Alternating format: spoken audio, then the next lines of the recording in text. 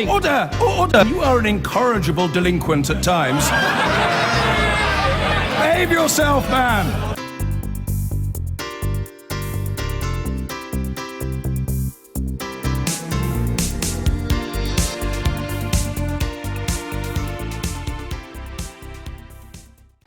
On Sunday, the European Union's deal with Turkey to stop the migrant flow from Turkey to Greece came into force. Syrian migrants and refugees who arrive in Greece are now expected to be sent back if their asylum claims are not approved.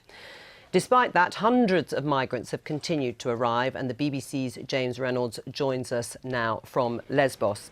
James Reynolds, do migrants arriving realise the rules have changed?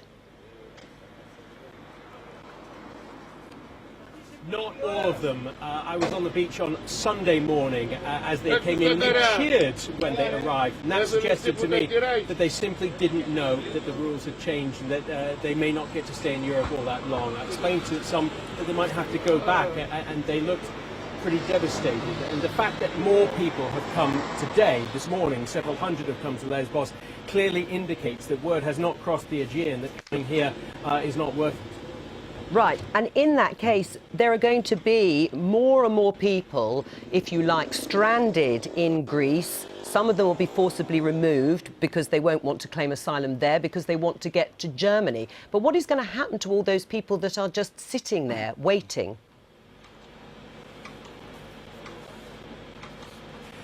There's two sets of people here, and I don't want to go too much down a wormhole which might lose everyone if I try to explain it. But essentially, you've got, at the moment, about 50,000 migrants who would have to abide by the old rules. The old rules being that they are eligible to stay in Europe and to be relocated. The trouble for them is that no one in Europe has really stepped forward to say, yes, I'll have that lot, yes, I'll take a few here, yes, I'll take a few there. So those people might be stranded in Greece.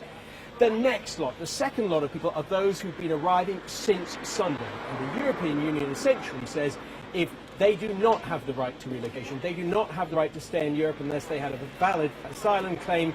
If those claims, which would take place, some of them in the building behind me, in the camp behind me, are rejected, they'd be turned back towards Turkey. All right, James Reynolds, thank you very much, and apologies there for the poor line, but obviously technically not very easy. Now we're joined by the Labour peer Lord Dubs, who has an amendment in the Lords today to give 3,000 unaccompanied child refugees in Europe sanctuary here in the UK. Welcome to the Daily Politics. Before we get on to that amendment, it is early days. Do you think this deal that they've done in terms of one out, one in system will actually work? To be honest, I don't know. The jury's out. I think the intention is a good one, that all people who are to become refugees should be able to claim their status and should be qualified to have that status under United Nations rules. At the moment, we're getting people coming in, some of whom are clearly refugees, or would be refugees, and others are just coming because they think there are other ways of getting into Europe. I don't blame them for that, but it doesn't qualify under the Refugee Convention. You don't think there's something distasteful about a deal that is sort of predicated on migrants crossing from Turkey to Greece to create this one-for-one resettlement in Europe? If it works and it stops them leaving Turkey, then it will be successful, provided then other people know that the way to get into Europe is to claim refugee status, and if they qualify, then they can come in. What evidence is there that really this is going to deter anyone? Well, we see the numbers are still turning up. James Reynolds has said that obviously the new rule changes haven't quite hit through to everybody, but even when they do you really think people aren't going to try and cross into Europe when they are being bombed and shelled at home? Well, it will have an effect. I mean, it will have an effect. I mean, how big the effect is, we don't know, clearly.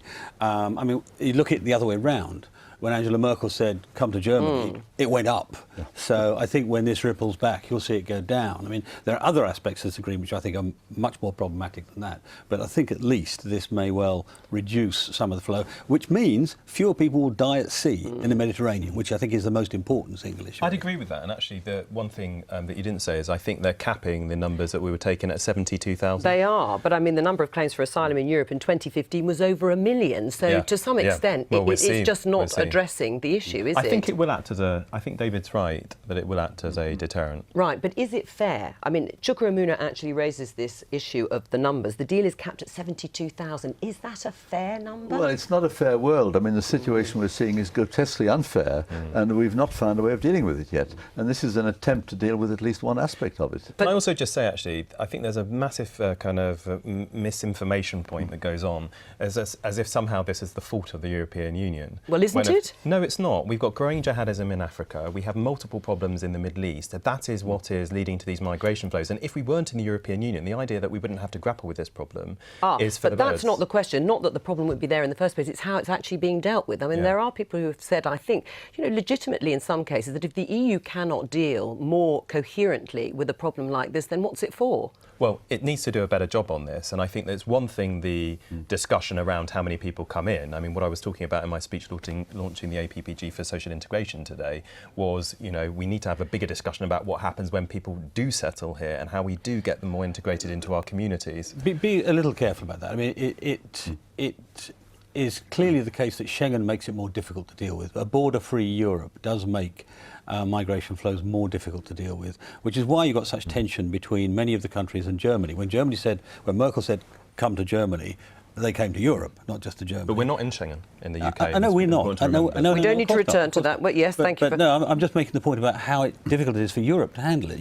You've got a very, very difficult eastern border to man anyway. But would it have been better then if the countries had agreed to take quotas of people and it would have been handled in a more systematic way? You would still have had the flood, and you would still have had the problem of managing where they are. Does it betray, though, Alf Dubs, the Europe's values, if you like? I mean, shouldn't the EU deal with this crisis itself in the way, or one of the ways, as I suggested, they could have taken quotas, individual countries, rather than outsourcing problems to Turkey at a price?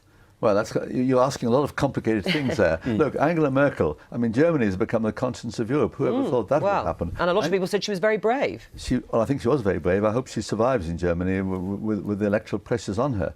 But if other countries had had played their part in sharing the numbers, then the pressures on Germany would have been much less. It would have been a better world if public opinion in the various countries would have accepted it. I think we should have tried to do that. You do? You would have been better. I think we should have tried to share. But I think above all, what we've got to do is to find a way of stopping people drowning in the sea. What we've got to do is to find a way of assessing whether they are refugees or not. Other people are coming as well, and they don't have a claim to be refugees. And we've got to find a way of doing that. And this latest effort is an attempt to do that. So to that extent, it is fair. Right, but in terms of the price for Turkey, I mean, should we be relying on Turkey? Turkey, and you've said this already, poor human rights record, freedom of the press is being curtailed. I mean, is this the country we should be doing this sort of deal with? Well, to be honest, I'm not sure we have any choice. They are the ones geographically in that position. And I think ensuring that we provide aid support, I think we're the second biggest contributor to that, so that people aren't making that dangerous journey, but they are closer to the territory from which they've come, is an important part of this. And to be honest, I don't think there's not one magic solution to this. You need a suite of measures being implemented. I worry about different aspects of the deal. I mean, I don't worry about the exchange. I think that's sensible. I don't actually worry about the subsidy. I think the idea of giving visa-free access to everybody with Turkish papers is incredibly dangerous for European security, because we know the Turkish government's been helpful to ISIL and the other jihadist groups. What's to tell you that the people arriving in Turkish papers are going to be Turks? So there's a really serious problem in this, hidden behind some sensible and important measures. And what do you make then of Alf Dubs' proposal to take 3,000 refugee children unaccompanied? Well, I don't know. I mean, we have tried. I mean, the British government, to be fair, has tried a number of things, actually in advance of other governments. They were the first to put money into the surrounding territories near to Syria, and in large sums. I mean, we're talking about the second biggest in the world still, I think.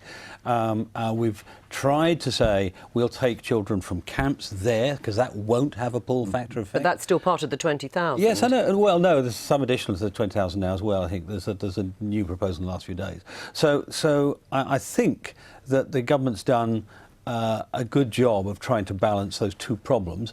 I don't know the details of Lord Dubs' study. Let's hear what are the details of your proposal? The argument in favour of my amendment this afternoon is that they're estimated to be about 24,000 unaccompanied child refugees in Europe. And these children are possibly in Greece, possibly in Italy, possibly near Calais. They are vulnerable to people traffickers, they're vulnerable to criminality, they're vulnerable to being lured into prostitution, and we owe them safety. And the point of my amendment is that 3,000 will be Britain's share of the larger total.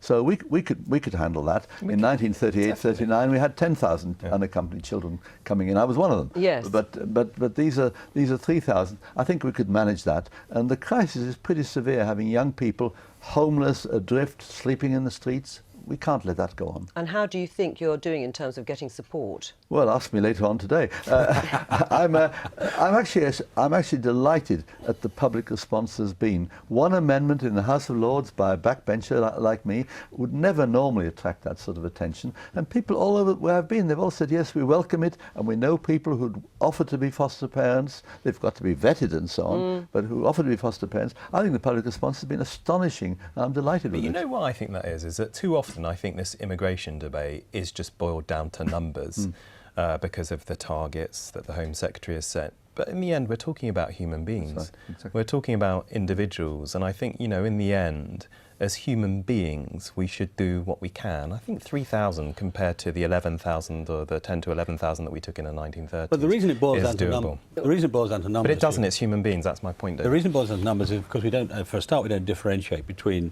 real refugees and other immigrants, you know, who come in for whatever reason. I know in your amendment, I'm just answering Chika's point about numbers, and those numbers have grown explosively in the last 20 years, not of asylum seekers. Of refugees not of that's my immigrants. point, of economic migrants, exactly. All right, let me just ask, before we let you go, I mean, over the weekend, one of your colleagues, Lord Levy, threatened to resign unless Jeremy Corbyn, the Labour leader, makes absolutely clear anti-Semitism will not be tolerated in the Labour Party, saying he's not gone far enough in cracking down on it. Do you think Jeremy Corbyn could be doing more about that issue? Well, I was at the Parliamentary Labour Party meeting last Monday, and he was asked about this, and he said adamantly, we totally abhor racism, we totally abhor anti-Semitism. So it depends how much people hear what he says. Right. You say there is a problem, though, with anti-Semitism in some elements on the far left. On Jeremy fringes of the Corbyn has left, always said, of course, that he abhors racism and anti-Semitism, but is enough being done to deal with elements that you think do exist on the far left? Well, if we look at what's been happening recently, Baroness Royal, Jan Royal, is carrying out an investigation into what has happened at Oxford University Labour Club. But look, it'd be completely disingenuous for anybody to deny that on fringes of the left there have been problems with anti-Semitism. But I tell you what, if anybody can lead the charge in stamping it out and showing a zero tolerance to it, it is Jeremy. And I'm hopeful that he will do that, because we cannot stand for any discrimination or prejudice of any type whatsoever in the Labour Party, and I'm dismayed that we are seeing the reports that we are seeing, but it's beholden on us to stamp it out and deal with it. All right. But I think that's absolutely clear, and I agree with you entirely. But I think we've got to be careful that when people are critical of Israeli government policies, that's right, they're not accused of being anti-Semitic. And there are some people who tend to merge the two, and clearly they are totally different. Yes, Lord Dubs, that's thank you true. very much.